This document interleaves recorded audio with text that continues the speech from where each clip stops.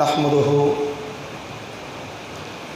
ونصلي ونسلم على رسول الكريم اما بعد اعوذ باللہ من الشیطان الرجیم بسم اللہ الرحمن الرحیم وَقُلْ جَاءَ الْحَقُّ وَزَهَقَ الْبَاطِلُ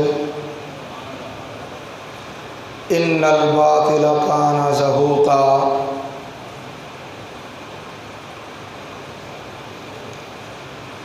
قالت ام حرام انها سمعت نبی صلی اللہ علیہ وسلم یقول اول جیش من امتی یغزون البحر قد اوجبوا۔ قالت ام حرام قلت یا رسول اللہ انا فیہم۔ قال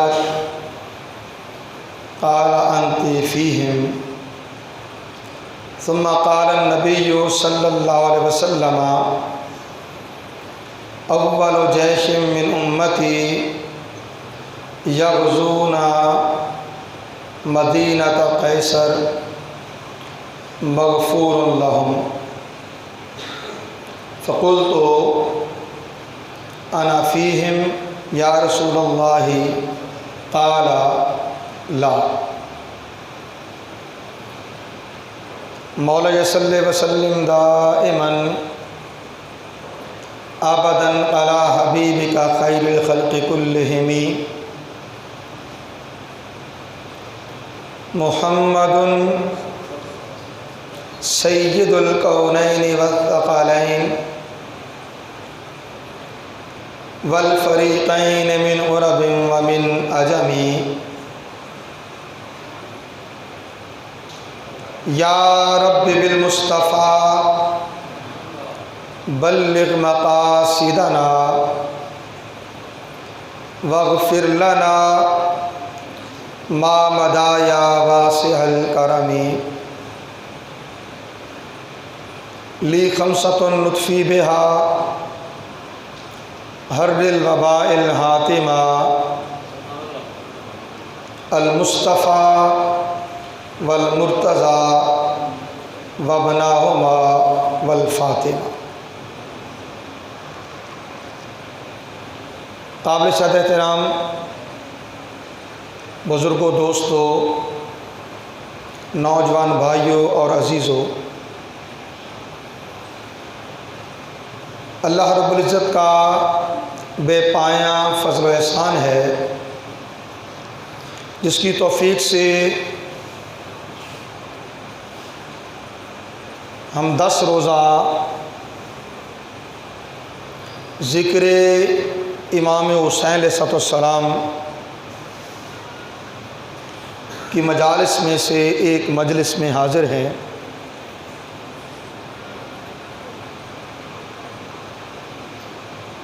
ہماری آج کی اس نشست کا موضوع حدیث قسطنطنیہ کا تحقیقی جائزہ ہے۔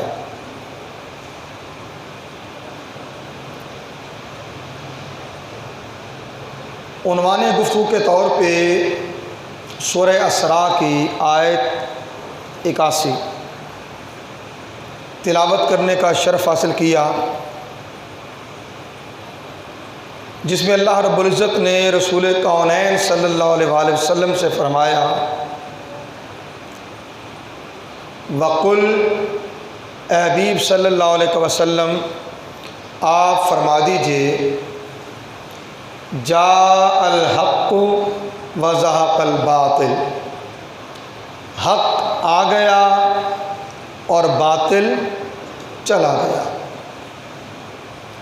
ان الباطل کان زہوقا، بے شک باطل جانے ہی کے لیے ہے، بے شک باطل جانے ہی کے لیے ہے۔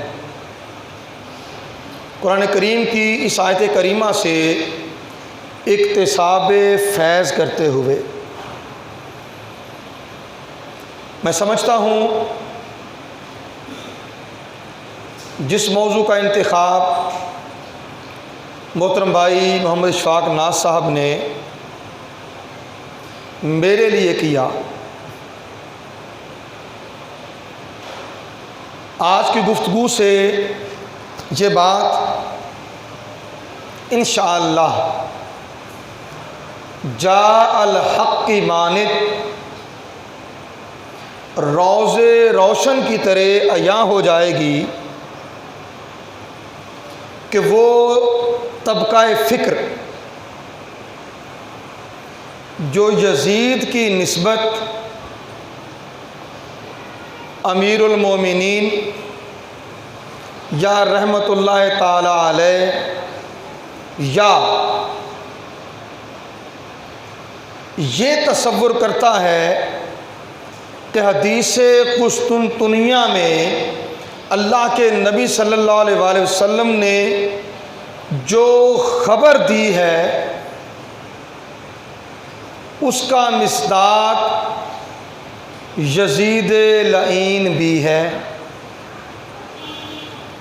یزید لعین بھی اس کا مصداق ہے، یعنی وہ خبر یزید کی نسبت ہے، لہٰذا اس کی بخشش بھی ہوگی، مغفرت بھی ہوگی اور وہ جنت میں جائے گا۔ ان کا یہ گمان اللہ بہتر جانے کیوں ہے، سوائے اس کے کہ ان کے من اہل بیت اطہار کی محبت سے خالی ہیں اور بغض حسین کا مرض، بغض حسین کا مرض انہیں لاحق ہے، اور اس بیماری میں، اس مرض میں، اس من کی پلیدی کی وجہ سے اس لعین اور پلید شخص کے لیے ایسا کچھ گمان کرتے ہیں کہ اللہ کے نبی صلی اللہ علیہ وآلہ وسلم اس کی نسبت ایسا کچھ فرمائیں گے۔ تو ہمیں آج کی نشست میں حدیث قسطنطنیہ کے حوالے سے 4 مختلف حوالوں سے ایک جائزہ آپ کے سامنے رکھنا ہے، جس کے بعد یقیناً آپ کو تو تشفی ہو ہی جائے گی، اور اگر کوئی ایسا مریض یہاں بیٹھا ہوگا تو انشاءاللہ اس کے لیے بھی شفا یابی ہوگی انشاءاللہ۔ اللہ کی بارگاہ میں پیارے حبیب علیہ السلام کے پاک جوڑوں کے تصدق اور اہل بیت اطہار کی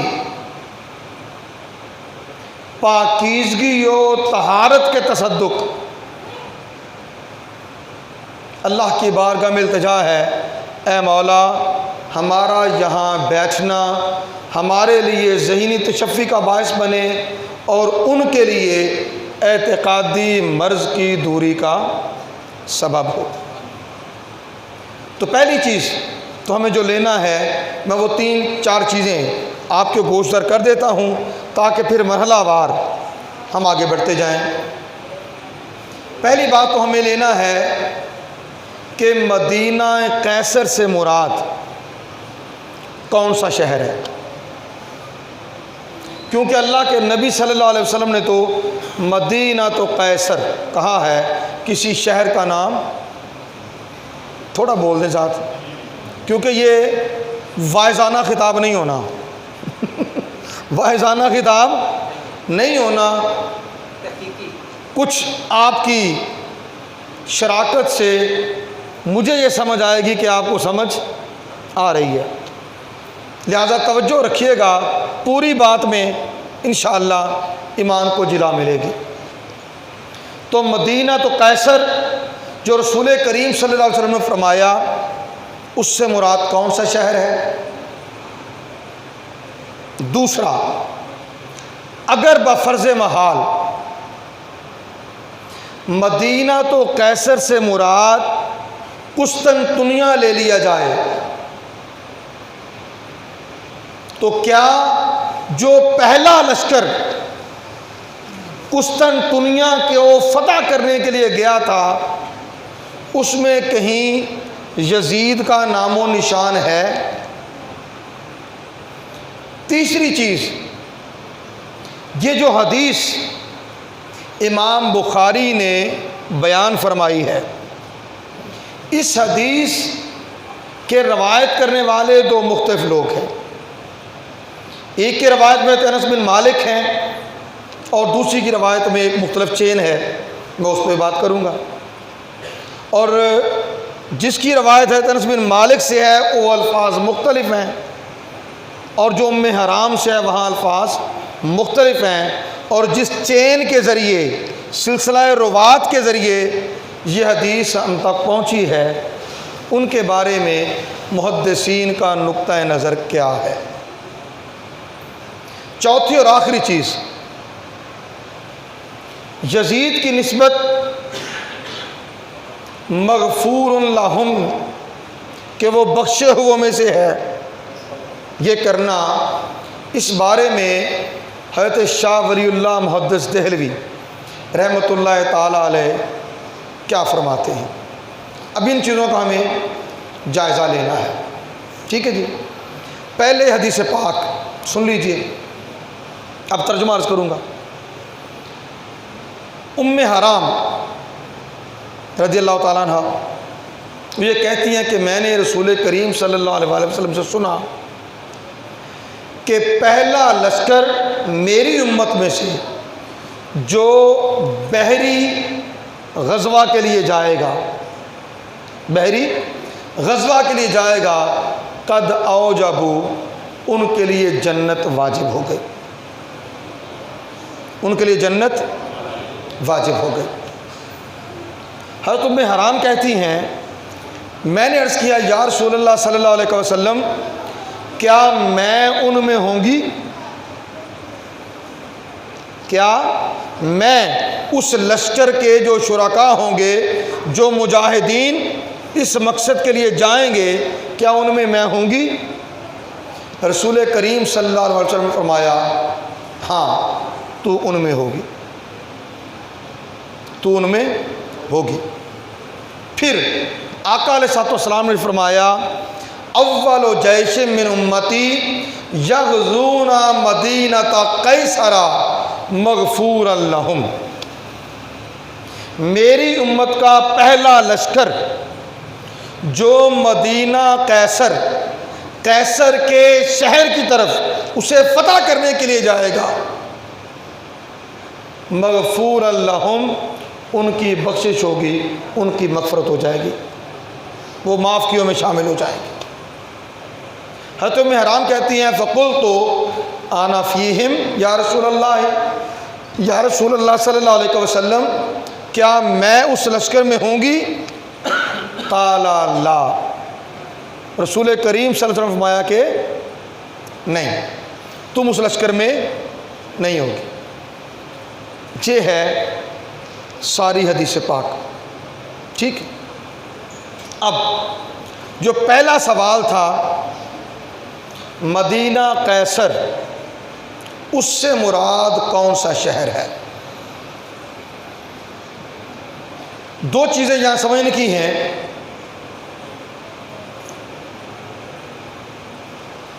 مدینہ قیصر، کسی صاحب لغت نے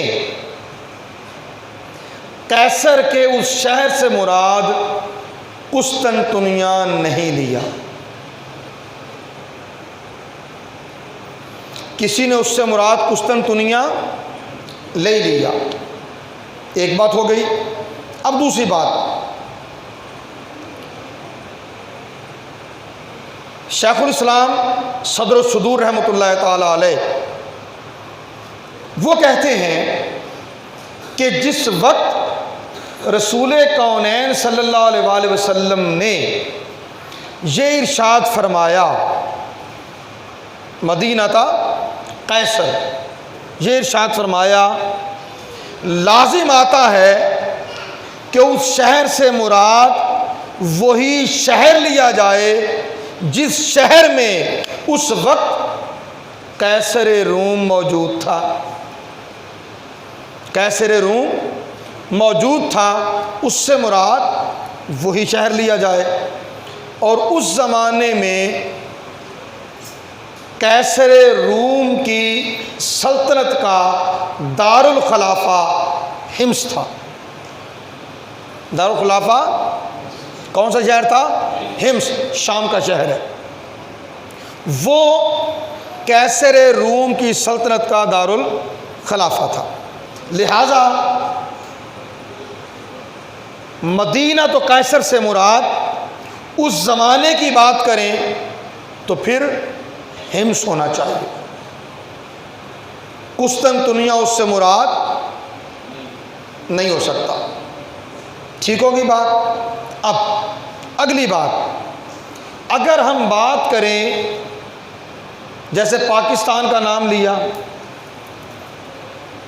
کہا جائے پاکستان کا شہر، تو اس سے پاکستان کا کوئی بھی شہر مراد لیا جا سکتا ہے۔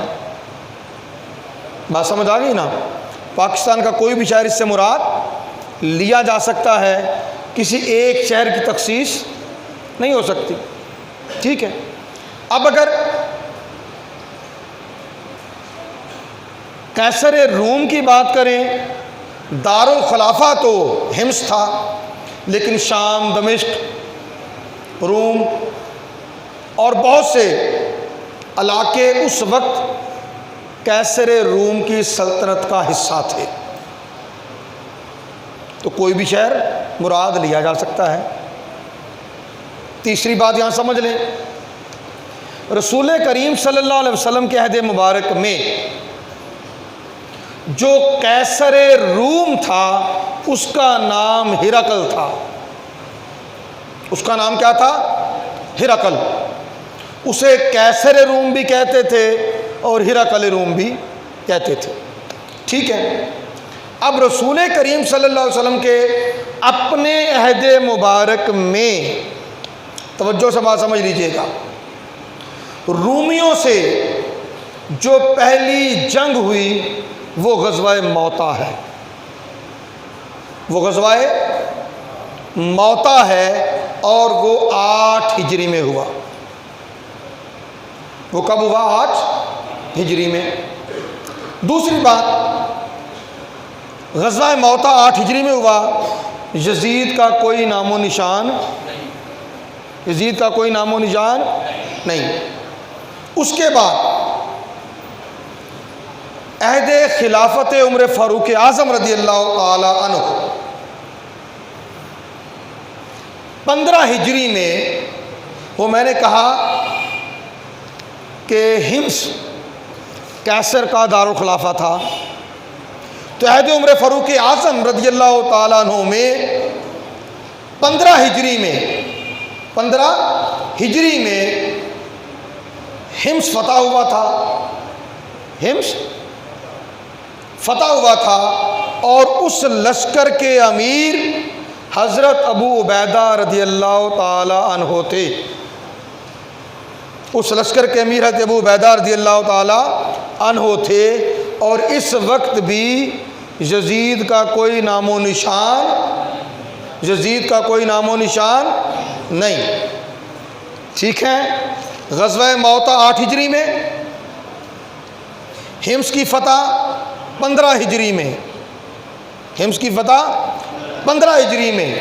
ٹھیک ہے، اور آگے چلیں، ہرقل روم یعنی قیصر روم وہ فوت ہوا 20 ہجری میں، اور اس کی جگہ اس کا بیٹا قسطنطین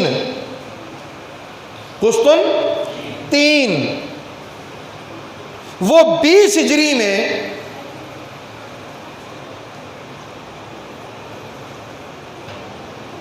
ہرقل روم قیصر روم کا نائب بن کر یا کہہ لے خلیفہ بن کر ان کے اعتبار سے قیصر روم بنا۔ کیسر روم بنا۔ استنبول جو ترکی کا اس وقت مشہور شہر ہے، اس کا نام قسطنطنیہ یا قسطنطینیہ، ٹھیک ہے، یہ ہے۔ اور یہ قیصر روم کے بیٹے قسطنطین کے نام پر جب وہ قیصر روم بن گیا، باپ کے مرنے کے بعد 20 ہجری وہ قیصر روم بنا، اس کا نام قسطنطین، اور اس نے اس شہر کا نام قسطنطینیہ یا قسطنطنیہ رکھا۔ ٹھیک ہوگی بات کلیئر ہو گئی؟ قسطنطنیہ 20 ہجری میں قسطنطنیہ بنا۔ اللہ کے نبی صلی اللہ علیہ وسلم نے فرمایا مدینہ تو قیصر کا شہر۔ اب اگر یہ قسطنطینیہ ہی لے لیا جائے، ایک تو میں نے بتا دیا اللہ کے نبی نے نام نہیں لیا، شہر کا نام نہیں لیا، قرینہ بتاتا ہے کہ نام ہو تو اس کے دارالخلافہ کا، اور اس زمانے میں دارالخلافہ ہمس، ٹھیک ہے جی۔ پھر بعد میں قسطنطین، اس کے نام سے قسطنطنیہ بنا۔ اب آ جائیں قسطنطنیہ پر اسلامی لشکروں کا مہم جوئی کرنا، اس کی تاریخ کی طرف۔ اب ایک اور بات سمجھ لیں، اللہ کے نبی نے فرمایا اول جیشن، پہلا لشکر یغزو مدینہ قیصر، جو قیصر کے شہر کو فتح کرے گا، وہاں مہم جوئی کرے گا، ان کے خلاف جہاد کے لیے نکلے گا، وہ پہلا لشکر مغفور لہم، وہ بخشا ہوا ہے، وہ پہلا لشکر بخشا ہوا ہے۔ اب 15 ہجری میں خلافت عمر بن خطاب، ہمس فتح ہو گیا۔ اگر دارالخلافہ مراد لیا جائے، ہمس فتح ہو گیا 15 ہجری، یزید کا نام و نشان نہیں ہے، اور بالاتفاق مورخین نے لکھا یزید پیدا ہوا 26 ہجری میں۔ یزید کب پیدا ہوا؟ کب؟ 26 ہجری۔ جب وہ پیدا 26 ہجری کو ہو رہا ہے تو کیا 15 ہجری کو وہ لشکر میں شامل ہوگا؟ جی۔ اور کہنے والے یہ بھی کہتے ہیں کہ امیر لشکر وہ تھا، کہنے والے جو